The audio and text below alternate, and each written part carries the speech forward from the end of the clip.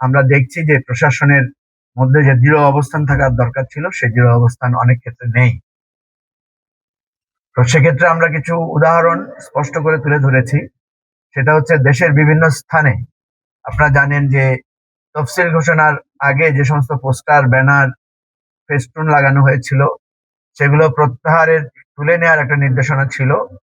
কিছু কিছু জায়গায় এটা মানা হয়েছে এবং সে সমস্ত প্রার্থীরা কাজ করেছেন, এবং কোনো কোনো জায়গায় রিটার্নিং অফিসাররা খুবই শক্ত ছিলেন, দৃঢ় ছিলেন। ইভেন আমাদের আমার যে আসন ফেনী 2-তে আমাদের প্রত্যেক প্রার্থীকে জরিমানা করা হয়েছে 2-4টা পোস্টার বা বিভিন্ন জায়গায় রয়ে যাওয়ার কারণে। কিন্তু বাংলাদেশের আরো অনেক জায়গায়, বিশেষ করে ঢাকা সিটি সহ বিভিন্ন জায়গায় আমরা দেখেছি এই আচরণবিধি মোটেই তোয়াক্কা করা হয় নাই এবং প্রশাসনের এখানে কোনো শক্ত অবস্থান ছিল না। আমরা সাথে সাথে কয়েকটা উদাহরণ তুলে ধরেছি এবং সেক্রেটারি মহোদয় এটা নোট করেছেন। তিনি কিছু কথা বলেছেন যেটা যে অনেক জায়গায় খুব শক্ত আঠা দিয়ে লাগানো হয়েছে, তোলা যায় না, ইত্যাদি ইত্যাদি নানা বিষয়।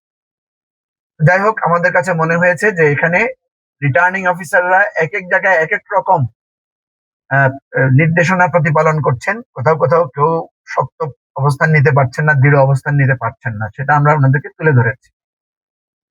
এরপরে আমরা কয়েকটা ঘটনার কথা উল্লেখ করেছি। আপনারা জানেন যে বরিশালে ব্যারিস্টার ফুয়াদ আমাদের সেক্রেটারি, তার আসনে এর আগেও তার উপরে আক্রমণ করা হয়েছিল।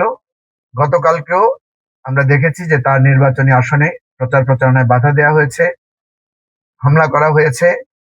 স্থানীয়ভাবে এ সমস্ত বিষয়ে প্রতিবাদ জানানো হয়েছে, কিন্তু এখন পর্যন্ত কারো বিরুদ্ধে কোনো ব্যবস্থা গ্রহণ করা হয় না।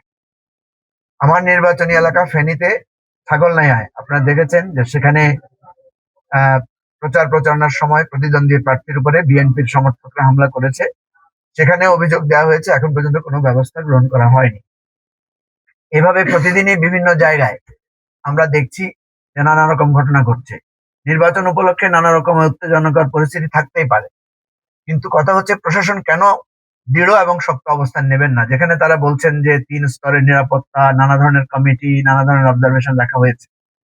আমরা প্রশাসনকে বা নির্বাচন কমিশনকে দৃষ্টি আকর্ষণ করেছি যে সাফিসিয়েন্ট পর্যায়ে কেন্দ্রে সিসিটিভি ক্যামেরা, তারপরে আইন শৃঙ্খলা রক্ষাকারী নিবেদিত লোকদের যেখানে বডি ক্যামেরা থাকার কথা, সেগুলোর ব্যাপারে তারা যে রিকোয়ারমেন্ট দিয়েছিলেন সেটা যথাযথভাবে প্রতিপালিত হয়েছে কিনা এটা আমরা জানতে চেয়েছি।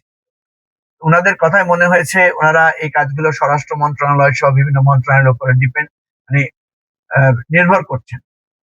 তো সেক্ষেত্রেও আমাদের কাছে মনে হয়েছে একটা লুপহোলস আছে। এটা একটা সুষ্ঠু নির্বাচনের জন্য, জবাবদিহিতামূলক নির্বাচনের জন্য অন্তরায় হতে পারে।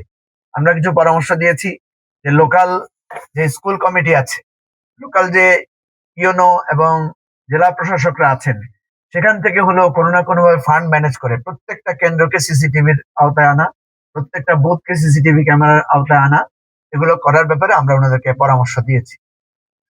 এর বাইরে আমরা যে আশঙ্কাটা করছি, কয়েকটা কথা আমরা ওনাদেরকে বলেছি।